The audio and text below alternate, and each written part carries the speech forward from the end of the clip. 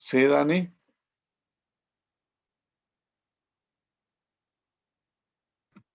Ah, ya, no tenía mi audio, pero sí, sí ya se puede grabar, gracias. Ok, bueno, entonces estábamos diciendo que en el caso del cerebelo, pues está localizado allí en la fosa craneal posterior, prácticamente ocupando toda esa fosa, y que está formando parte del techo del cuarto ventrículo. Acuérdense que el cerebelo está conectado con el tallo cerebral a través de los pedúnculos cerebelosos, que son tres: el superior, que lo conecta con el mesencéfalo, que es bráquea conjuntiva; el medio, que lo conecta con el puente, que es bráquea pontis; y el inferior, que lo conecta con el bulbo raquídeo o médula oblonga, que es el cuerpo restiforme. Que esta estructura, ¿sí?, tiene como relación ventral al puente y al bulbo, precisamente porque están ahí entre todos formando las paredes, el piso, el techo del cuarto ventrículo. Que arriba del cerebelo está localizada una parte de una prolongación de la dura madre, que es la tienda del cerebelo, que lo va a separar del lóbulo occipital, y que caudalmente pues está descansando en la fosa craneal posterior. Yo les comentaba y les decía que su cara superior se considera exaplanada y que está relacionada con la tienda del cerebelo. Que la cara inferior es la que está, entre comillas, descansando, porque acuérdense que el sistema nervioso central está flotando en el líquido cefalorraquídeo. Que su cara inferior está descansando en el piso posterior del cráneo. Y que esta estructura en el borde posterior, donde están separados los dos hemisferios cerebelosos, también ahí se mete una parte de la dura madre o una prolongación de la dura madre, que es la hoz del cerebelo. Y ya recordábamos finalmente que su cara anterior está formando parte del techo del cuarto ventrículo. Asimismo, les decía que la superficie del cerebelo está dividida por pequeños surcos que no son muy profundos, que lo van a dividir en laminillas cerebelosas o folias, y solo por ahí veríamos algunas de estas fisuras que son profundas, que ya tendremos la oportunidad de ver y que tienen su nombre. Comentábamos también que la superficie, si nosotros pudiéramos extender a la corteza cerebelosa, porque aquí tendríamos que recordar que la sustancia gris y la sustancia blanca, en cuanto a su disposición en el cerebelo, la sustancia gris es periférica, de ubicación periférica, formando una corteza, y la sustancia blanca es central, pero que también en la parte central de esa sustancia encontrábamos de cada lado, en cada hemisferio cerebeloso, 4 núcleos profundos, que los vamos a mencionar más al rato. Y en el caso de la corteza cerebelosa, si se pudiera extender, se supone que alcanzaría hasta una superficie de 500 centímetros cuadrados. El espesor que tiene pues, es de 1 milímetro, y que va a presentar 3 capas. Les decía yo que estas las tendrán que recordar, las tendrán que manejar para ver sus características en histología. La capa molecular, que tiene prolongaciones celulares que se van a meter a las capas más profundas. La capa intermedia, que es muy importante porque es a través de la cual van a salir todas las respuestas, todas las eferencias de la corteza cerebelosa, que es las células de Purkinje. Y la capa más interna, que es la capa granular, en donde son células pequeñitas que se considera que tienen alrededor de 50,000 millones, pero los números pues no nos interesan tanto. Y cada una de esas capas, como por ejemplo la molecular, que es la más externa, sabemos que hay diferentes tipos de células que las verán en histología: las células estrelladas, que son externas, y las células en canasta o en cesta, que son las que están más hacia adentro. Y entre ellas pues va a haber conexiones a través de células gliales, que les dan también soporte y les dan manutención. Las células de la capa intermedia, que dijimos eran las de Purkinje, que están dispuestas en una sola capa, que van a tener una forma de frasco. Y comentábamos que estas células es a través de las cuales va a salir todas las eferencias del cerebelo. Por eso les comento aquí que los axones de las células de Purkinje van a terminar en los núcleos profundos del cerebelo, en los núcleos intracerebelosos. La otra capa, que es la más interna, que es la granulosa, aquí nosotros vamos a encontrar que hay células que originan muchas dendritas, dendritas que van a relacionarse, van a sinaptar o van a hacer sinapsis con las fibras musgosas. ¿Se acuerdan de dónde vienen las fibras musgosas? Sí, profe, de todos lados, menos de la oliva.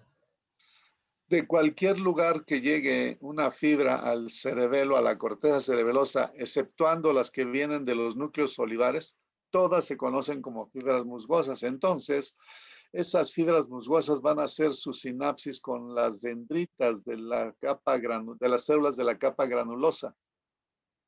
Y los axones, una vez que se hicieron esa sinapsis, que se recibió información, entonces ya esa información va a salir a través del axón. Y ese axón va a atravesar las capas. ¿Para qué? Pues para ir a hacer su relevo en las células de Purkinje, porque estas son las que se van a encargar de sacar las respuestas que vienen de la corteza cerebelosa. Ya en cuanto a la disposición, pues ya sabemos nosotros que va a tener, lo podemos dividir en 3 lóbulos. Un lóbulo anterior que también equivale a manejarlo como el palio-cerebelo o como espino-cerebelo desde el punto de vista funcional. Un lóbulo posterior que es el más grande, que es el que apareció filogenéticamente hablando al último, y que es el más grande, es el lóbulo posterior, que también lo podemos manejar como neocerebelo o cerebro-cerebelo, y el otro pequeño lóbulito que es el lóbulo flóculo nodular, que es el más antiguo, que equivale al arquicerebelo o vestíbulo cerebelo.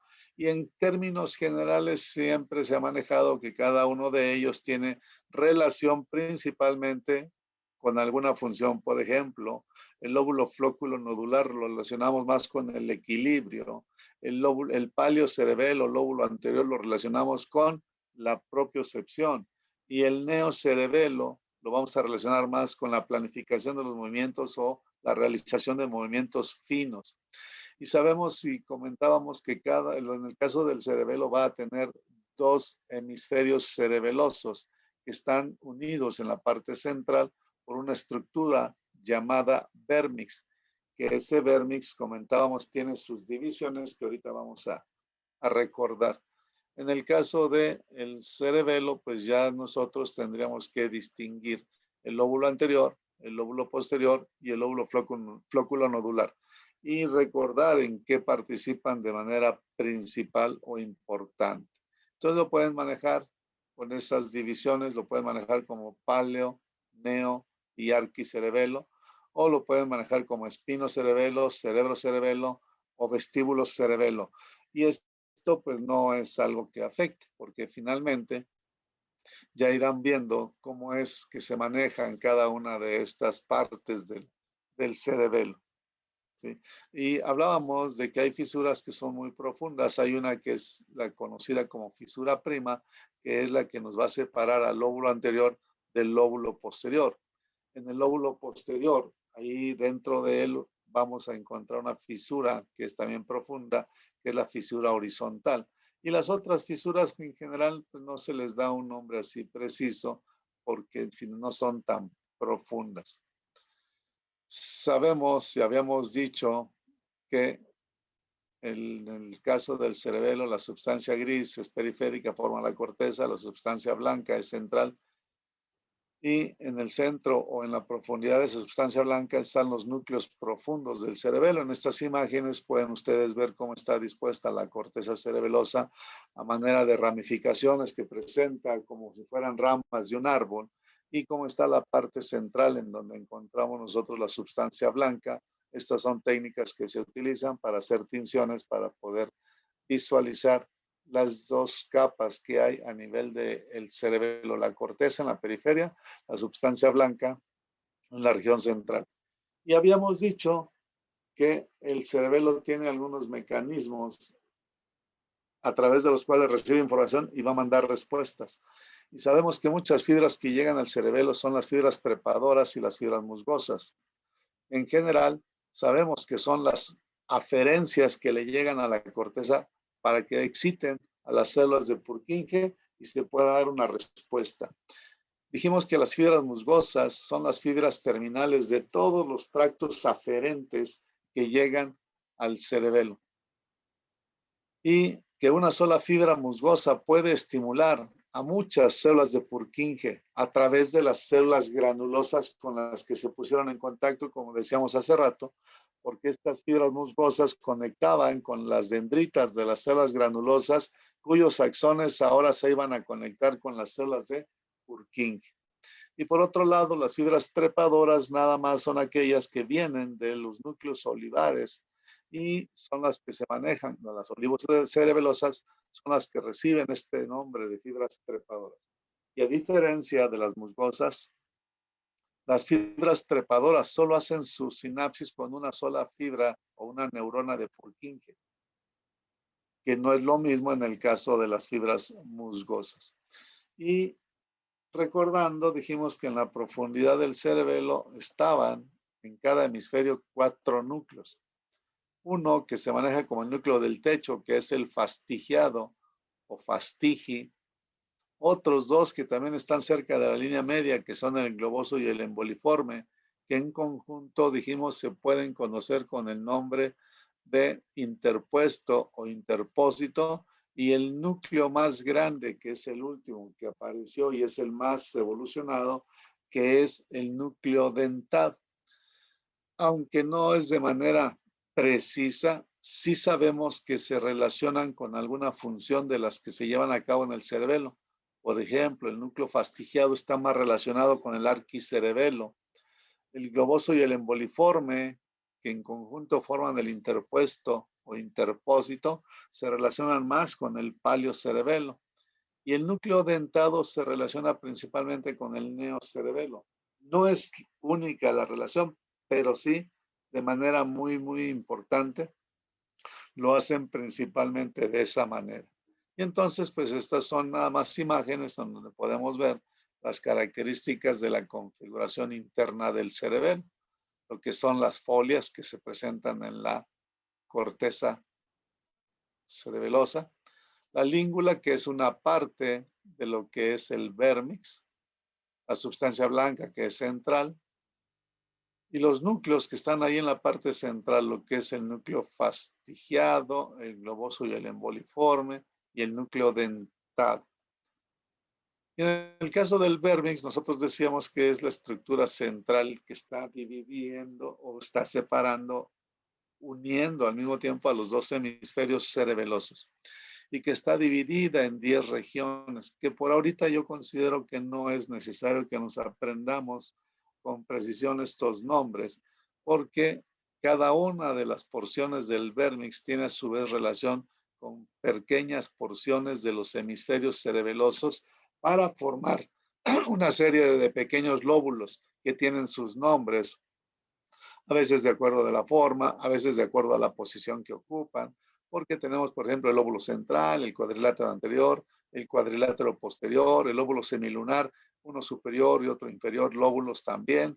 Tenemos diferentes lóbulos que están constituidos por una parte del vérmix y una parte de los hemisferios cerebelosos. Y entonces, pues esa es la estructura que está en la parte central y que es el vérmix. Recordar, es más importante recordar esto que los nombres que tienen esas divisiones del vérmix, al menos por ahorita. Que en el vérmix se lleva a cabo el control de los movimientos del eje del cuerpo, que ahí se lleva a cabo el control, la información, llega información y el control de los movimientos del cuello, de los hombros, del tórax, abdomen, de la pelvis. Y en la zona paravermiana, la que está a los lados, ahí se controlan los músculos de las partes distales de las extremidades, como son las manos, los pies. Y en la zona lateral, la más lateral de cada hemisferio, ahí se lleva a cabo la planeación de los movimientos, se plantea cómo se va a realizar la secuencia de los movimientos y se le da seguimiento para ir evaluando los errores y hacer las correcciones pertinentes. Y entonces, pues nosotros podemos ver la región vermiana, en la parte central, la región paravermiana, para la parte distal de las extremidades, y las partes más laterales de los hemisferios cerebelosos, donde se planea el movimiento, se ejecuta, se coordina, se le va dando seguimiento a esa secuencia de los movimientos para poder hacer las correcciones adecuadas. Dividíamos, en el caso del cerebelo, hablábamos de las funciones en general que tiene. Controlar el sistema motor y coordinarlo. Coordinar los movimientos complejos, porque a veces pensamos, como lo hacemos desde siempre, que no tiene nada de complicado caminar, nadar, meter un hilo en una aguja, pero si nosotros nos ponemos a pensar y vemos todos los segmentos corporales que se tienen que echar a andar de manera coordinada para que podamos tener una marcha adecuada, para que podamos realizar algunas actividades como nadar, por ejemplo, veríamos que es un movimiento complejo y que también va a participar en mantener el tono muscular porque está recibiendo información de cómo está cada uno de nuestros segmentos corporales, de cómo está en el espacio, de cómo está el tono muscular, de cómo está la postura, para enviarle esa información a la corteza cerebral para que desde allá baje la función motora que permite mantener el tono, aumentarlo, disminuirlo, cambiar la postura, mantener el equilibrio o realizar movimientos finos, porque todo esto tiene que ser en base a una comunicación permanente entre la corteza cerebelosa y la corteza cerebral. Entonces, pues participa también en mantener el equilibrio. Y sabemos, ya lo hemos dicho, que está unido al tallo cerebral por los pedúnculos cerebelosos. Es una estructura que no es muy pesada. En términos generales, en promedio se dice que pesa entre 130 y 150 gramos.